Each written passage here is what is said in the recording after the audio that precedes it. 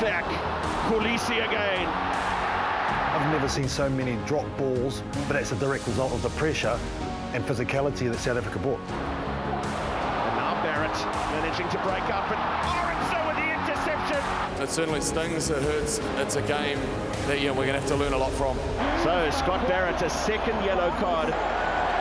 Their physicality and particularly their set piece. They obviously had a massive game up front, line out time, scrum time, and that was a big difference.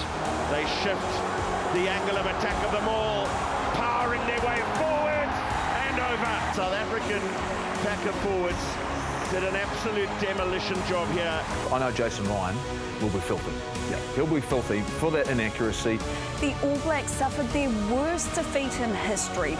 It is a record victory, and by some distance. I'd much rather we have it now than in a few weeks' time, but reminds us that our feet need to stay firmly where they are on the ground, and we've got a lot of work to do in the next couple of weeks. Tēnā koutou katoa, good evening. Welcome into the breakdown. Well, the Springboks showed their Rugby World Cup credentials with a massive flex over the All Blacks at Twickenham. Scott Barrett may be in hot water. He faces a date with the judiciary tomorrow, New Zealand time. And we've got two knights on the program as well, Sir Steve Hansen and Sir John Kerwin. Great to have you joining us. The usual suspects are here. Jeff Wilson, Mills Muliaina, and world-renowned journalist, Francis Douglas Memorial College, long-time All Blacks and Taranaki fan, Patrick Gower, royalty on the show. Yeah, Thank you for coming in. I don't have a knighthood. I know you're talking about those. There's a couple of other knights on the show, and I do feel a little familiar in here with all the cameras and stuff, but I do feel like a fish out of water. Probably a bit like Steve Hansen in the Wallabies camp, but at least you guys are from my country. Paddy, how many days to go until the Rugby World Cup, and should All Blacks fans be concerned after what we saw on Friday? Yeah, well, I wish we could push the days back a bit after what we saw on Friday or Saturday morning here. And I tell you what I saw as a fan, we got annihilated. And, it was an abomination as well in terms of the refereeing and the amount of time the game took from a fan's perspective. And I know that Ian Foster called it an uppercut afterwards, but as a fan, it more felt like I'd been kicked between the legs. That was the feeling that I had. That was the feeling that I personally had. But, I do just hope that it was an aberration. And that we see that, the All Blacks bounce back from here. These words that you're using, Mills, are you going to continue? What have you got? No, there was panic. There's no panic in this, is there, guys? I mean, if other fans panicking, we're going backwards, we're not. I think, hey, regardless of the result, we needed that. We needed that hit out. I mean, obviously they would have wanted to win, but we've still got a very, very good team, Jeff. We have. I have no doubts about that. It's nice to have someone sitting opposite me that's intellectual, yes, clear and understanding. We'll talk to Sir John Kerwin a little bit later on. Look, the reality is that we were down to 14 men for a long period of time once again. It happened to us last year against Ireland, and we suffered because of that. I'm going to go straight on the offensive here. There's no way that Scott Barrett should get any type of suspension. The fact that he's in front of the judicial process is ridiculous, because ultimately, for me, this shouldn't have even been a yellow card for going off his feet. The contact wasn't direct with the head. It wasn't with the head. It was on the body, it was on the shoulder. You watch what the first contact is. There's no doubt he's gone off his feet. But he's hit him in the shoulder first, and then there's been a collision with another player beside him. And I look at that, and yes, it was reckless, but the number of clean-outs that happen in a game like this, Mills, that this action happens all the time. The fact that he got it wrong, he's made a mistake, but there's no way, and I go forward and we go and look at a Rugby World Cup, that this is going to be the standard. Because if it is, we're going to rely so heavily on this bunker to look at every single breakdown. Games are going to last forever. Yeah, and it did, didn't it? It lasted forever. You're right. I mean, you wanted to turn over to the other channel, but the fact that last shot probably showed it, right? He did go off his feet. There's no contact to the head. But again, we don't want to be talking about this all the time. It's the bunker, the judicial, the refereeing, and unfortunately, after a very, very good South African comprehensive win, we're still talking about sort of controversy, Paddy, which is disappointing. Look, it's an 80-minute game. It took 107 minutes, and there was 33 minutes of actual play. And if we're going to be having conversations like this all through the World Cup, it's going to be a boring World Cup. What worried me about the red mist that Scott Barrett showed and the red card is, I agree with you. I hope that nothing happens to him at the judiciary.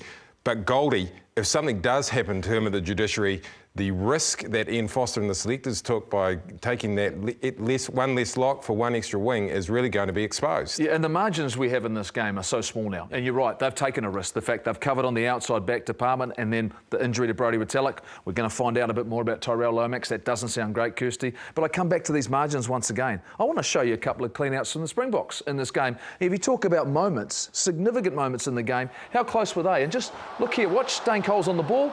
Player off the ground. Hafiq Kaline's here. What's another one here? On the back of Dane Coles' head. That clean out. Two guys going to ground. Now, if Dane Coles stays down, goes like Dwayne Vermeulen, hits a knee. Can I have a look at that, please? Okay, shoulder on the back of the neck. What's the outcome on that? And that's every collision. And so for me, the margins you're talking about and some of the frustrations we're going to have if we see inconsistency. Now, I want to just quickly, I don't want to take anything away from a dominant South African performance. They're very, very, it was a demolition. But when you're up 15 on 14 and you're a Springbok team which were comfortable to have 7 forwards on their bench, we knew where they were coming, that numerical advantage was always going to take a toll. What I want to know from you two is, do you think we are going to see players taking a fall, or to use some football parlance, taking a dive? Because we did see with Marks there, effectively appealing to get the bunker in on Scotty Barrett. Are you too worried that we're going to see this sort of thing in this World Cup? And that would be a big change for rugby if we did start to see that. Absolutely you're worried because of the inconsistency. I mean, a TMO can pick up a bad clean. Someone goes down and they're reactive in terms of, faking an injury. It has massive consequences in terms of the game. One player off, a red card. And so when you're looking at the most hotly contested Rugby World Cup, and it comes down to a moment of refereeing and inconsistency, that could cost a team a spot in the final or the final. Massively. We just saw in this one game how it can affect the outcome of any contest. I'm just, I'm concerned right now for the game going into it, but in saying that, we saw in 2019, they started heavy in Japan, and then all of a sudden, when it came playoff time, there was a softening because they recognised the impact it was having on the game. I'm hoping this happens before the tournament starts. Well, Ian Foster said after the match, no one will rate us now. A man that has been to 5 Rugby World Cups, won 2 as a coach, Sir Steve Hansen, joins us. And Steve, you've caused a bit of a stir over this side of the world, joining the enemy, the Wallabies. How was life under Eddie Jones? It's been really interesting, actually. And, I take the opportunity just to let everybody know what the story is here. Eddie asked me quite some time ago, twice in fact, if I would join his coaching group. Coach, the first time was through the whole season. Second time was at the World Cup. And I said, no, I couldn't do that, couldn't coach against the All Blacks. When he came back the third time, I knew he was reasonably in need of a friend, and he is a great mate, and he's asked me to come over and have a look at what they're doing and pass on anything that I can see that would help them improve. And I had a yarn to Foz about that, and once Foz was okay with it, I was okay with it. Rugby's a game that creates friendships all over the world. It's a game that creates conversations all over the world, and Eddie and I have known each other since 1998. I felt like he needed a hand, someone just to basically back up what he was doing, and that's all I've done. I've just had conversations with him, the coaches, and haven't put on any Wallaby gear, haven't gone to any training runs and done any coaching. I've just been an observer and found out a lot of information that I'll take away for myself. And funnily enough, I've been lucky enough to sit here all week and watch them prepare for an opponent that the All Blacks are playing next week, and you'd have to be mad if you don't think I'm going to pass that on to Foz. So there's been benefits to everybody. Yeah. Steve, look, it's great to have you on the show, particularly after a performance the All Blacks have just gone through against the Springboks in preparation for a Rugby World Cup. You experienced a bit of this adversity before 2011. Have you reached out to Fozzie since the game and maybe given him some words of encouragement? Well, Fozzie and I talk regularly. We're very close. We're good mates. We know what he's going through. Like, he's had a really tough time, hasn't he? So he's comfortable with exactly where they are at the moment, and we've got to put the performance against the Boks into perspective. You've got one team that's preparing for the pool of death, so they're right up for it. They need to be right to play the best they can play from day one in the tournament. They played a week ago and played against Wales, and you know our guys. I think we had 7 or 8 guys who hadn't played for 4 weeks, and both of you guys have been in All Black teams before. You know, 4 weeks is a long time, and if you look at the performance, the big thing that was missing was timing. You know, right from the engagement at scrum time, right through to everything we did. You know, the line outs, we were too early. We were just off the pace, and you know, when you play an opposition that are primed and ready and as good as South Africa are, you're going to get a punch on the nose. And I think it'll do them the world of good. I think they'll bounce back from it really quickly. Personally, they'll be hurt, as you know, any All Black team is when they lose. But particularly when it's, I got some swimmers in the back there. Sorry about that. And, particularly when it's, you know, on such a massive stage like Twickenham. So I think there's lots of benefits. They'll improve, and hopefully Scott Barrett doesn't get anything, and Tyrell's not out for too long. You know, they're the 2 biggest concerns, I think. Steve, you talk about that hurt, and the players will be hurting because the expectation is to always win and win well. But how do they go about this? They won't be panicking, as you know, but how do they? What's the next process? Because I know you talk a lot about process and stuff. What's the message to Fozzie so they actually do park, you know, the result and focus on some of the good things? Well, I don't have to give Fozzie a message. He's good enough coach. He doesn't need me to give him a message. But the message he'll be giving is exactly what you just said. Let's look at what we've done well here. Let's put some meaning around the performance. And one of the things, you know, interestingly enough, that I heard Colsey say, that they may have been a wee bit ahead of themselves. So they'll talk about their mindset, their mental mindset and their preparation. How genuine was it going into that week? And then everyone will come out the other side fitter, a little sharper, because of the game time, and then they'll, you know, roll into this week's training with a little bit more energy and enthusiasm because they're healthy, you know. And then the week following is the World Cup starts. So, and, Steve, you know, we've got to go, Paddy. Yes, sorry to interrupt you, Sir Steve. I just wanted to ask about, you know, how you saw the role of the bunker in the game with the All Blacks there. And, you know, we talked about 107 minutes the game took for an 80-minute game and 33 minutes only of action. You know, where do you see this going in the World Cup? Yeah, well, they've got to get better at using the bunker and, you know, move on, make a decision, and then use the bunker and move on. Make some decisions on the field, like they're the ref, they're the sole judge of the game. That's every rule book you pick up, that's what they tell you. So you've got to have referees who are prepared to make decisions and not go to the bunker every 5 minutes. Only go when you need to. Steve, if I remember rightly, you were, I suppose, after the 2019, I remember you saying the nature of the game had got very defensive. When you look at this Rugby World coming up, and particularly the way that teams have played, France have showed some great attacking ability. Clearly Ireland and the way that they play. We've talked about this being one of the great Rugby World Cups. Do you fear that we might return to 2019 once again? Well, there's every possibility. If, you know, like if teams start thinking that if they try too much and the ref's going to play too big a part, then they'll shut the shop and we'll get back to what we were getting. One of the reasons, though, that our games become so defensive is because of the breakdown.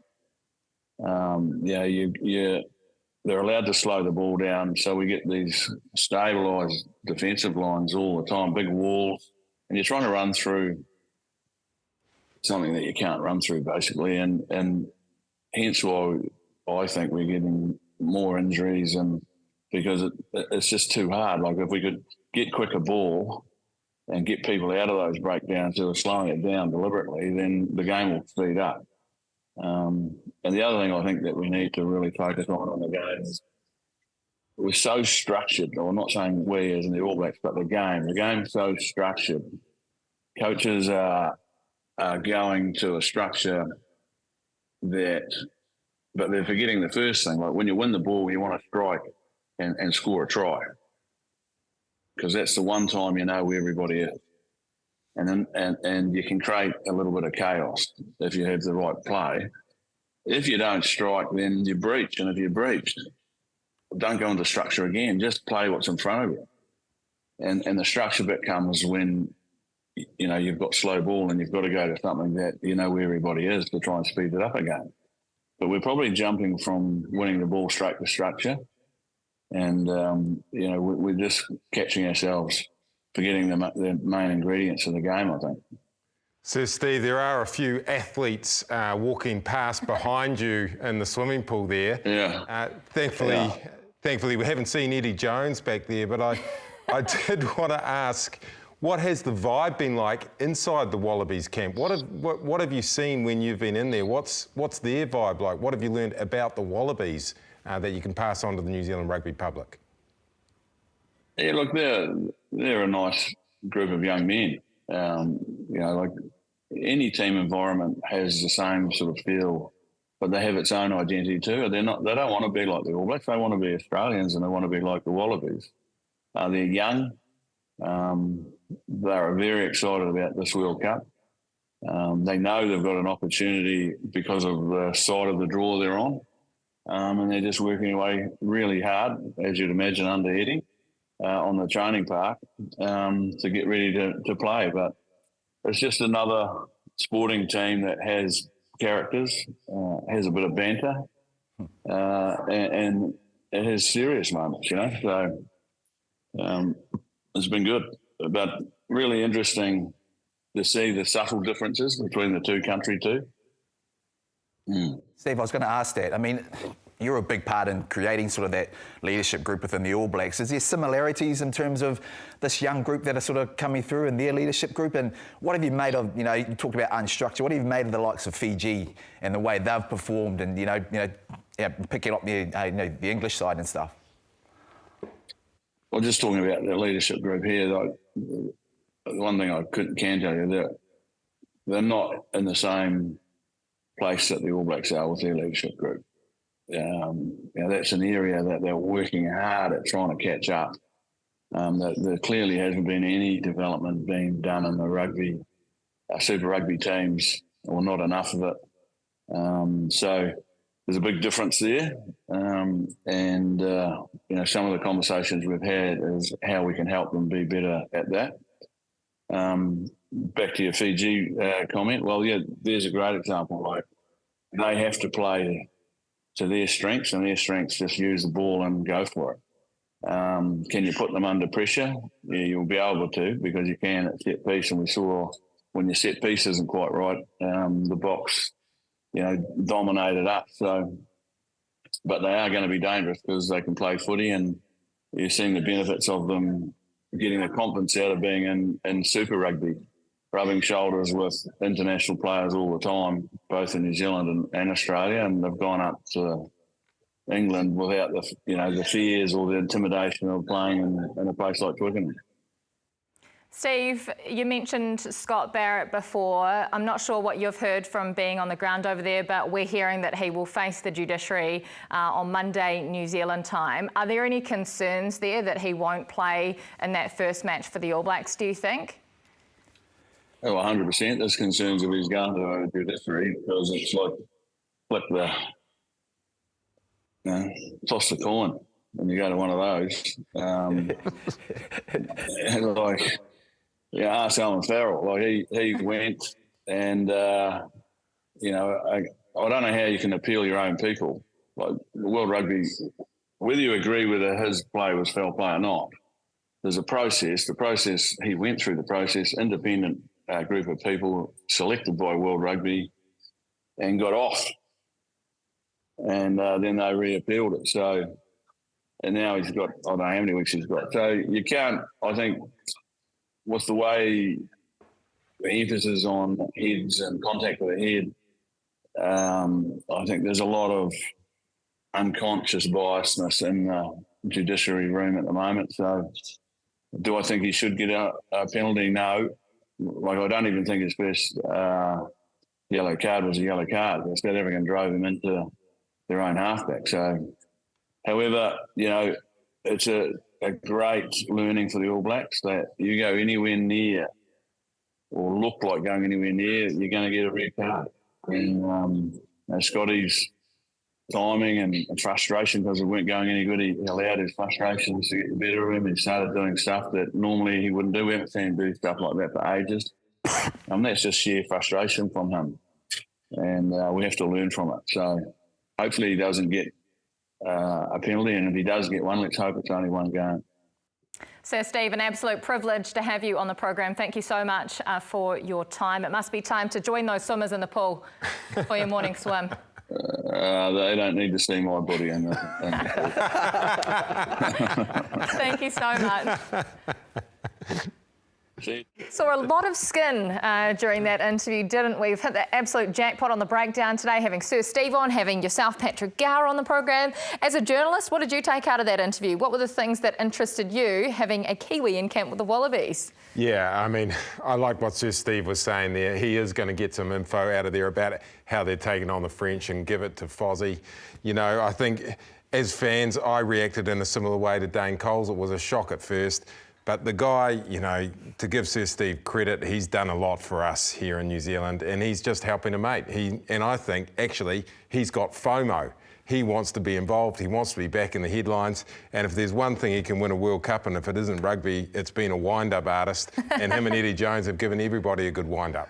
Oh, they have, haven't they? I mean, it's awesome, man. You heard him, right? You know, he was asked, he was reluctant to do it. He's gone about it the right way. So, and it's intriguing to hear some of the stuff that, you know, the Wallabies actually working on. Their leadership group, obviously, is a big part, but also... Yeah, they don't have one, basically, is what he's saying. It's all great IP. Yeah, he's got great faith in the All Blacks. You can see that. The fact that they'll rebound from this, he understands how they would have looked at the Rugby World Cup in terms of where they are and what they'll have to do in the back end of it. The one thing for me is when he mentioned the quick decisions from the bunker and the impact they have. Now, I was always of the belief it was the foul play and the clear and obvious that they needed to focus on. I just want to focus, there they are down the bottom right-hand side of your screen. So there's multiple people there looking at multiple angles, and I understand there'll be more cameras in action here, but also if you take the equation, there's two there, right on your bottom right, plus 2 assistant referees and 1 referee in the middle.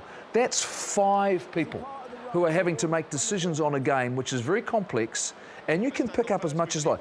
That's where I have a concern. How do you make a quick decision, Mills, Paddy, when there's 5 of you watching the same game?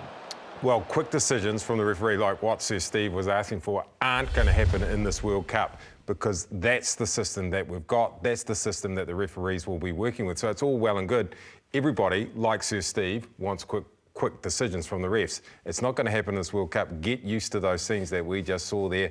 16, 17, maybe up to 20 cameras and a whole host of referees as well. It's going to be interesting. Well, the bunker is actually meant to be designed for foul play, but the thing is what we're getting at the moment is a little bit of confusion around that. So the TMO's coming in for little decisions. The TMO, and I don't know if you're here at home, but he's constantly in the referee's ear. And so who's actually reffing the game? And what we don't sort of quite know also is the fact that, you know, who's making the last decision.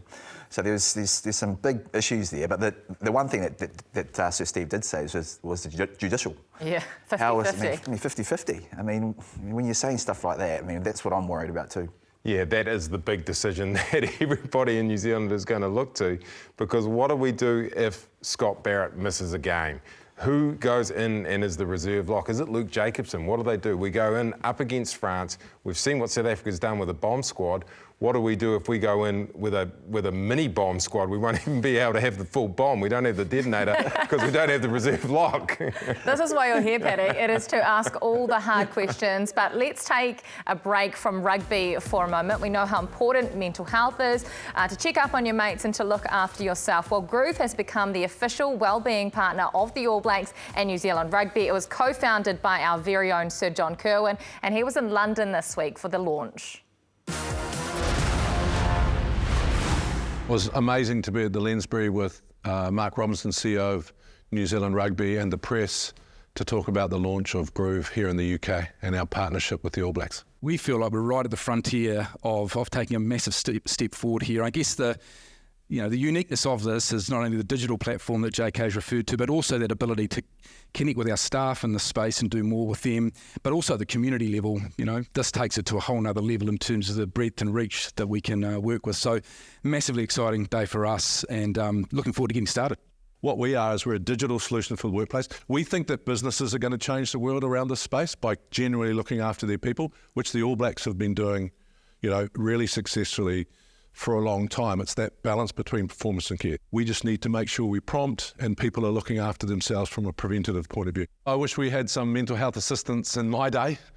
We didn't, but the exciting thing for me is that these, All Blacks and Black Ferns and the New Zealand Rugby are now openly talking about what is an amazing subject and a subject we need to talk about in the workplace.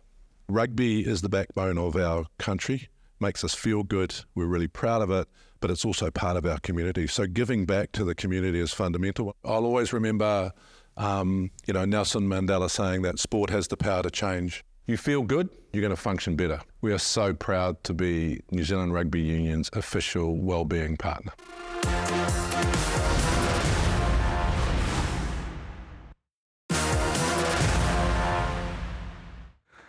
No mai, hoki mai, welcome back into the breakdown. Well, we told you there are two knight in shining armours on the show today. Let's bring in the second, Sir John Kirwan, live from London. JK, it has been a big week for you. Before we get into it, have you had your espresso yet, or three? There it is. There it is. Sometimes I can be pretty grumpy at 7:30 in the evening with you guys, but 7:20 in the morning, it's tough. I've had 3 coffees already. You are sharp. Thank you so much for joining us, JK. It's great to have you back on the show. You have a Groove t-shirt on. It's been a big week for the All Blacks, but it's been a bigger week for Groove. Tell us about that.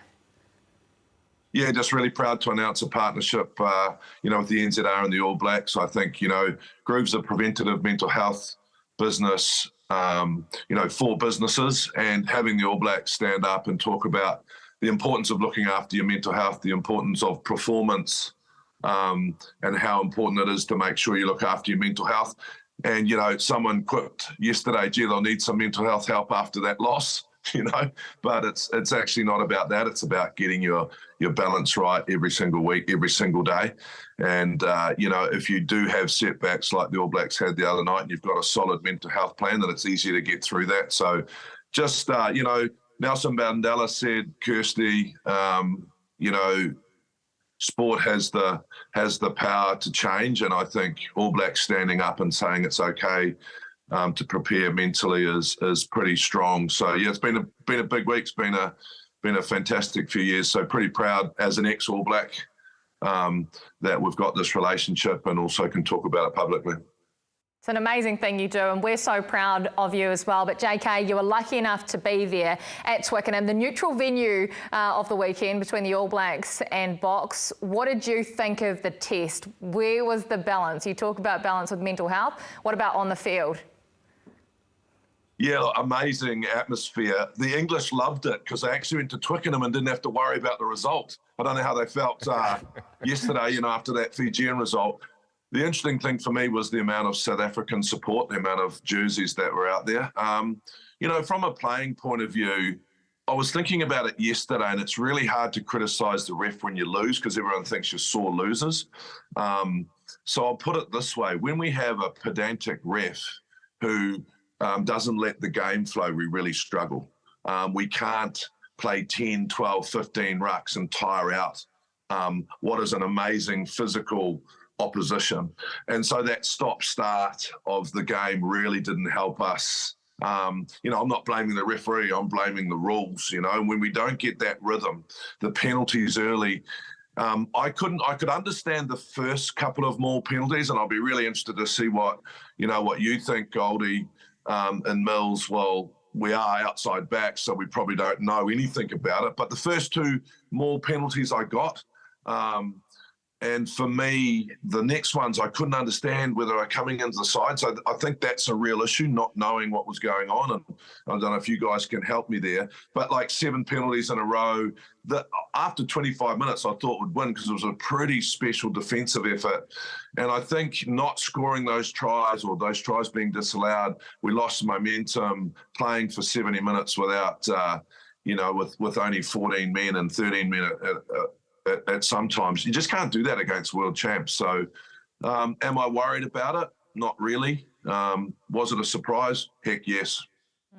There's a lot of stats I want to bring into this conversation. And look, I was working on the game here at the panel, and Mills and Paddy.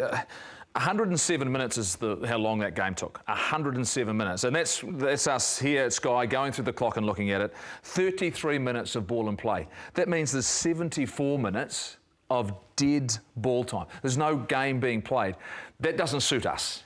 I don't think it suits many teams, Paddy, at this Rugby World Cup, right? If you're coming up against South Africa and that's the tempo of the game, it's highly unlikely you're going to put them to the sword. And the fact that they're comfortable with a 7-1 split on their bench tells you exactly the speed of game they want to play. Yeah, well, it suits one team and it suits South Africa, and we saw that in this game. And I'll tell you, I've said it once and I'll say it again, it was an abomination to have that little rugby actually being played from a fan and a viewer's perspective, and when it requires people of the calibre of your good selves to actually interpret the game and interpret the results, the humble average fan out there is actually watching an abomination. And if that's what we're going into the World Cup looking at, not only is it bad for the All Blacks from a results perspective, it is going to be bad for All Black supporters as well, or people who are looking to enjoy the game. It is moving further and further away from us every minute or every time it goes to the bunker, effectively. Yeah, you're absolutely right. There's no fatigue factor. You know, from a viewership point of view, you actually want to turn it off because it's so sort of slow. I mean, JK, I think, you know, you were there. I mean, is this a sign of things to come during this Rugby World Cup, that we're actually going to be seeing stop, start, and it's not going to be that fast, sort of fast-moving game? I don't think this team thing is working. You know, when a referee has got someone in his ear getting him to look at everything, I do not think that that's the way we want to look at the game. Let's not take anything away from South Africa because, you know, our South African friends do watch the breakdown, and it's fair to say that I took a fair bit of stick, people, for both of you and Paddy. Nice to see you. For all of us, on the breakdown, the South Africans were pretty happy. So let's not take anything away from their performance. They were physical. You know, I haven't seen us lose lineouts like that. I'm sure Sam White, who's one of the best components in the world, it'll be a good thing for him to look at. They're aggressive at ruck. Their line speed was incredible. Their line speed was incredible because we couldn't get that go forward that we need, right? But let's put that aside. The bunker is not working. Bill Beaumont needs to come out and say, look, we've made a mistake. We need to get back to the flow of the game. He said once when we challenged him on breakdown, when our game is played well, it's amazing. And I think we'd all agree with that. But when it is slow and disjointed, it is boring, right? So you imagine if you're a referee and you've got, you know, one guy in your ear, you've got your touch guy. I mean, it must be chaos out there. So I don't think any of these, while some of the yellow cards and some of the fouls might be silly and guys need to sort that out, a lot of the stuff that's happening is not on purpose, right? So we need to go back to the 20-minute red card for the fans. I get why they're doing it, but we also need to try and get some rhythm into this game. Because if we don't, the fan is going to spend a lot of money and get bored. I went to Arsenal-Fulham yesterday, and it was absolutely amazing. Like, it was non-stop, 60,000 people singing, and the game was non-stop right to the end. In a contrast, you know, to Saturday, where you could have gone and had a 3-course meal and a beautiful bottle of wine in between some of the stoppages. Well, it caused me a hell of a problem on Saturday morning because with the cost of living, I was trying to get down to the markets, the local lower hut markets, and get the bok choy. But of course, I was sitting around watching the end of the game. I was worried that all the good stuff was going to be gone by the time I got down there.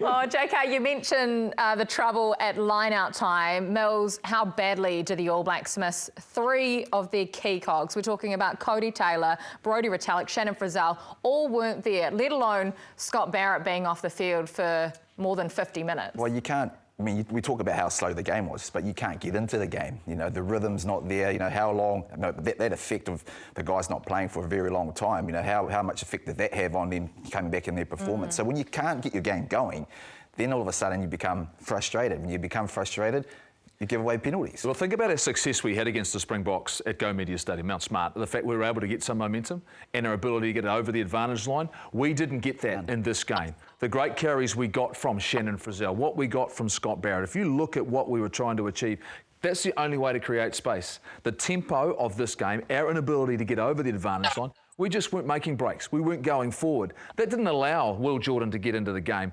And as you watched it, the stop-start nature of the affair, the fact we're down to 14 men, they almost themselves, the Springboks, didn't need to overcommit to breakdowns because their defence is just exactly what a world champion defence should look like. Yeah, and the great thing is for me, Paddy, though, we know exactly that was the best that the Springboks can play. That's it. We know that we can play so much better. And there's not another team in this competition coming forward that we can anticipate that we'll play like that. Yeah, and I just want to pick up there. It was strikingly obvious that when Scott Barrett was on, for that period that he was on in between his first sending off and his second one, when he is on the field, he can make play for the All Blacks. And we were going forward and we were making some sensational stuff around the sides of the ruck there. As soon as he's gone, and with the absence of Frizzell, we really looked like we had nothing to fire. JK, I've got to bring you in here because is the biggest concern now, right, who's going to be fit, available, going into this first match against France? We already know the injury to Tyrell Lomax is serious. It's unlikely he's going to play. When you look at it, is that our biggest challenge, the fact that we are not going to have our strongest side heading into that first game in Paris? Oh, first, I just want to touch on the lineouts and how disruptive it is to have someone like Scott Barrett come off, especially against South Africa, who has one of the best lineouts in the world. So, you know, whether you like it or not, you train all week, you line out, and Sam and Scott, and they would have had three options. So losing Scott and that disruption is probably the problem with the lineout. So losing a couple of those lineouts and missing a couple of those tries disallowed for what was a couple of times, I think, a bit pedantic, was how you start to get under pressure and then you start rushing stuff. So I don't think a side that wins the World Cup is going to have depth. You know, France have lost Intimac, you know, which is a huge position. So they'll need to fill that and they'll need to be as good. I'm not too concerned about the injuries at the moment if we can get Retallick back. I think those, you know, that's a really important one. I think we've got enough depth to actually go there. That should not be an excuse, and I think that's the beauty of the New Zealand side. So you're going to have to be able to do that all through the World Cup. Do we need another one? Heck no. You know, we don't need any more lock injuries. I think we spoke about it 6 weeks ago, Mills. You know, we said what are the positions we're really worried about, and we only went with 3 locks, right? So what? You know, Josh Lord, does he stay in there? Are we allowed to keep him in there? He came on. He looked like a young man that needs to learn how to play against South Africa. When he got on, they bashed him a couple of times. He'll learn that, but he's just come off an injury. And so those things are a concern, but you just have to be able to deal with them. Do you stick with the 6-2 split on the bench for the All Blacks? Does Cam Roigard keep his place?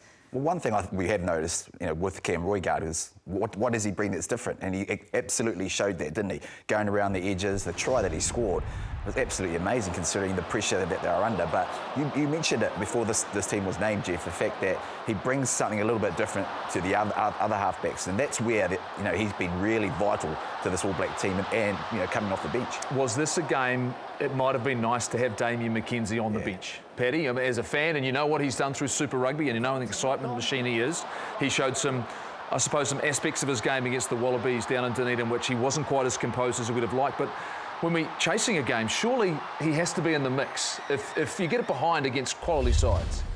He's the sort of guy that we need on because we needed to make something change. We needed to make a difference out there. Broken play, something different. Yes, he looked like he got a little monstered early on against Australia, but it seemed unusual to me that we don't have a player like him there. And I don't particularly think that the 6-2 split suits the All Blacks as much as it does the South Africans. You know, we've got that ability to have McKenzie on the bench. We should have had him there. Yeah, I mean, when you're not getting your set piece, you're chasing the game, this is what McKenzie will bring, you know, and that's the calibre he is. It's sort of that erratic sort of stuff, you know, not quite sure, you're not going into structure, you're chasing the game. We needed someone to come off the bench that was just going to change that sort of aspect because we weren't winning any of our set piece. So, JK, what do you think then? Because you said we so dearly missed Damien McKenzie at the 2019 Rugby World Cup. Should he be on the bench? And what will the team look like in 2 weeks' time? Any different to what we saw on Friday? Oh, I think Mills is right. I think Roigard has actually done what we thought he would do. He's that third loose forward. He came on and he just attacked around the rucks, around some of those tired forwards, and that try of his was outstanding. But the try aside, he actually started slowing that defensive line up because he was darting around the sides of the ruck and creating some confusion. Yeah, I mean, I'm a Damian McKenzie fan. I think the reason why I'm not too worried about that loss the other night is that you take a lot of learnings out of it, you know, and one of those learnings was, what do we need to do with the bench? So Roygaard, I think, you know, really puts pressure on Christie about who's going to be the number 2. And, yeah, what do you do if the game's not going your way? I love what Damian McKenzie can bring because I'm always talking about how he actually plays a bit more like Sean Johnson than anyone else. You know, he's running across the field, he's got guys running off him. And I think that's the thing that you need to talk about, right? So what are we trying to achieve? And if we meet another South Africa, and we possibly could in the quarterfinals, what are we trying to achieve when they're on top of their game? They were outstanding, right? Pressure at the line. I mean, you cannot give away penalties against them because they're going to kick you to the corner and maul you. So what do we need to break that up if we're being dominated? I think that what we didn't see the other night, and I do come down to momentum shift, you know, those tries being disallowed, what was it, 7-0, we get one disallowed, would have been 7-5 after a great defensive effort. So if the game's going against you, which could happen against France because there's going to be ebb and flow, what do you want coming off the bench? And I just love the ability of Damian McKenzie to show different pictures to the defence, you know. He plays an unorthodox type of game at, you know, at sort of standoff. But even if you brought him on at fullback and you hit midfield and you've got two, you know, the 2 first 5 game, then he does show different pictures, which means the defensive line showing up. We didn't get over the advantage line. I don't know if you could pick it up in the studio team, but live, their defensive line was so fast because they were dominating also, you know, at that contact area. JK, here's a question to put your groove hat on. What do we do if we're the All Blacks and we now face losing against France? What do the players do if they actually have to go into the World Cup losing 2 big games? The World Cup is not over if they lose to France. They're playing the hosts. Mentally, how do they prepare for trying to win a World Cup after potentially losing 2 big games? It's a really good question. I think it does put more pressure on the team to win against France. You don't want to lose 2 in a row. I think they'll be more concerned about the injuries and they'll be more concerned about dealing with the pressure and not getting back into the game. So if you lose 2 in a row, you've just got to actually not lose your confidence. I think you said, Goldie, and I'll be interested in your thoughts, you know, does that stop our momentum? Does that stop our confidence? You know, I watched a interview from Ian Foster who was adamant that, you know, we're going to stick to the plan. So, Paddy, I think the most important thing is it's too late to change. You panic, and that would be the worst thing. If we lose to France, we need to stick to the way that we're playing because we all agree, right? All of us agree that, you know, what we've been seeing up until now, when we get our game together, we're really excited about the way they've changed their attack. We're really excited about the way they're playing. One game doesn't change that. So the biggest thing mentally, Paddy, is panicking and not believing that your systems will work. I don't think the All Blacks will do that. I think, you know, someone asked me about England yesterday. All England need to do is get through their pool. All we need to do is make sure that we take a bit of momentum into that quarterfinal. And then, you know, we know what we're going to get if we face South Africa, and we know what we're going to get if we, you know, if we play Ireland. So stick to your guns, don't panic, stick to your mental preparation, and make sure you keep your confidence. I don't like you being the other side of the world because I can't interrupt you. I can't cut you off. I can't say we're running out of time. I can't give you the eyes. I wanted to give you that one. Yep, you're carrying on, mates. Always great analysis. Kirsty, he's always on top of his game. Thank you so much, JK. Stay safe and we'll see you on that side of the world in the next week. Get back to the espresso. I'm going to have a coffee, team. It's too early, so I'll see you soon. Sir John Kirwan, absolutely brilliant to have him on live from London. Do not go anywhere. Plenty more to come on the breakdown. Go Fiji, go. The table-topping nation that toppled a Tier 1 team.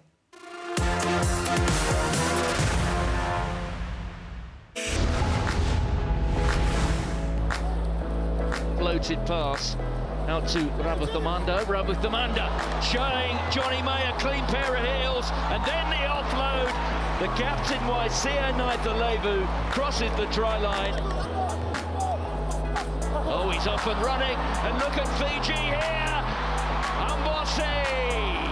Could we be watching a little bit of rugby history emerging here? Meta is floated out, and this man has been dangerous all day. Oh, and the pass is freeze. Kuravoli. England's fortress is the Temple of Doom. It is simply the greatest moment in their rugby history. Great to have you back on the breakdown. Forget the TMOs and the bunker interventions. Let's talk something positive and winning. The lowest ebb for England rugby is the greatest day and the greatest moment for Fijian rugby. How cool was this today? And it's just the first step to their Rugby World Cup journey, isn't it? Yeah, well, it's still a phrase that Scott Robertson used earlier this year, bula, because I felt Fijian this morning. I love seeing the Poms get beat, and that was the best antidote to what happened to the ABs.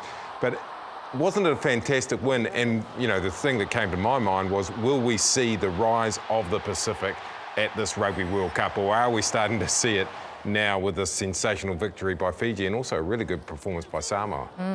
I think it's awesome, isn't it? I mean, you're getting, I think, the fruits of players being able to play professional rugby, being in Super Rugby, some guys over in Europe.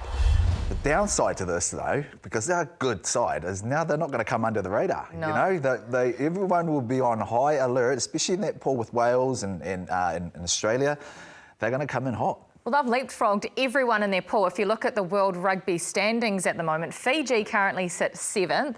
England are sitting 8th. The top standings they've moved around a little bit as well, Jeff. Ireland number 1, South Africa 2, France 3, New Zealand 4, Scotland 5. If you thought we had some concerns after the weekend, especially if you're Steve Borthwick and you're England, 5 you defeats booted in Eddie 6 Jones. years. Yeah, you booted Eddie Jones after you drew with the All Blacks last year and thought we've got a better direction to go in. They've got players suspended. Their opening game at the Rugby World Cup is now in jeopardy. Argentina. I mean, seriously, Did they make it out of their pool? They're under threat on what the way that they're playing and what they'll have available in their biggest game in their pool. Mills, Paddy, you said it. How much sympathy do I have for them? Not a great deal right now, because this is of your own doing. Yeah, and I mean, will we see Samoa make it out of that pool the way that England are playing right now? Will we see something amazing like that?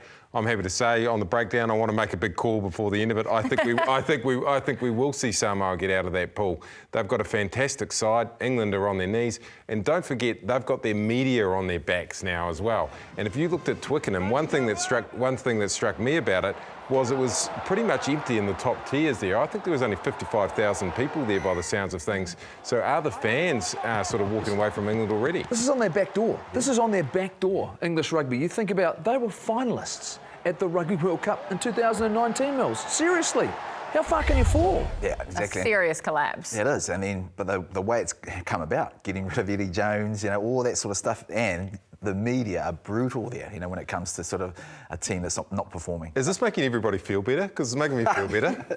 Oh, not quite just yet. Not quite just yet. I'd like to see some guys a little bit healthier in about 7 days' time out of the All Blacks. The thing about Fiji is the fact that it hasn't taken long, a couple of years a part of Super Rugby, the development, like you say, the ability for these players to get together, add international players, not too dissimilar to what happened to Argentina after Jaguares were in Super Rugby as well. So if there's a positive about Super Rugby and this expansion and the changes that we've done, it's certainly assisted Fiji, and it's fun to watch. It's pretty incredible that a nation that doesn't get a whole lot of financial support can beat a Tier 1 nation with the most money in the world, Mills. Do you reckon Fiji can top their pool, not just get out of their pool, but can actually finish number 1? Oh man, there's a high possibility that they can. Now, I think the Wallabies will come out. You know, it's sort of between them and the Wallabies whether they topple the Wallabies. The good thing about it and the influence of Super Rugby is those Fijian players understand the way the Wallabies will play. So I think there's a high chance they'll top that ball, definitely. Yeah, and I just want to give a real shout out to the Fijian coach, who's a new coach in there after, coming out of some political upheaval effectively over there.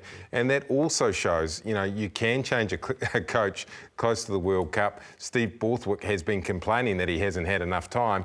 Well, the Fijian coach has had even less, and look at what he's done. Yeah, it's pretty incredible, isn't it? Well, do not forget, Sky Open is your free-to-air home during the Rugby World Cup. There'll be 12 matches broadcast on Sky Channel 4 or Freeview Channel 15. And while we're talking about the Rugby World Cup, just 13 days to go until that opener between France and New Zealand.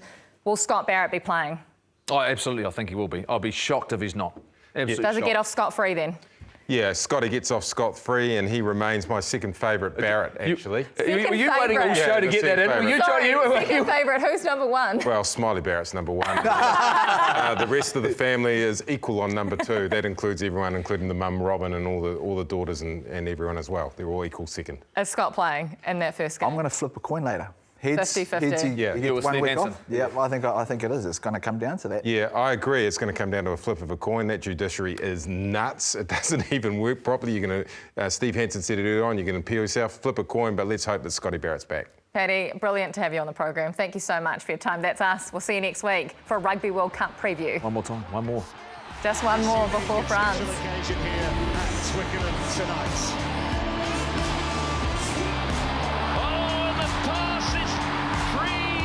It is simply the greatest moment in their rugby history. Mac Hansen is out here. Can he gather? Can he what? Mac Hansen back inside. Try Ireland. That points Caparozza. The stadium's on its feet. He chips it up over the top. Ioane now chases. Who will gather this one? Oh, it's the Italian. To Ipolotu. Now it might be the long pass once more for Van der Merwe, who will finish it this time.